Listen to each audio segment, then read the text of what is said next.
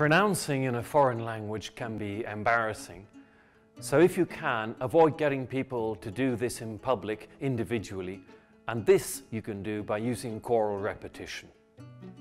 But okay, I hear you asking the question, how do you identify who's not doing this very well in a class of 32 students when they're all speaking at the same time? Well, this isn't that difficult if you use this simple technique.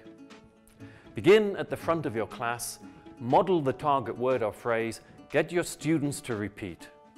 Do this listen and repeat cycle 3 or 4 times with the whole of the class. Then with a gesture of your arm, indicate that you only want the left part of the class to repeat the model that you give. Offer the model, get them to repeat, do this 2 or 3 times, and then now with your right arm, indicate that you want the right-hand side of the class to listen and repeat. Again, 3 or 4 times, and then say, okay, you were great, and I'm afraid you were a little bit less great.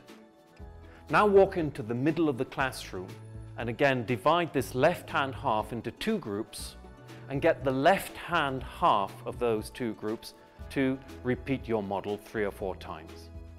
Then get the right-hand half to repeat the model 2 or 3 times, and once more compare and say which of the 2 groups was poorer. Now work with that group, dividing it into 2 parts. Work with the left part 3 or 4 times, and then with the right part 3 or 4 times. Keep doing this division and working always with the poorer group, and after 4 or 5 steps, even with a group of 32 students, you're down to a group of 3 or 4 students.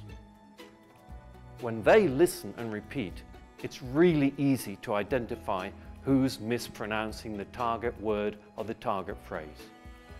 Don't say this publicly, just make a mental note, and then go back to the front of the class and bring everybody in for 3 or 4 final repetitions of this target word or phrase.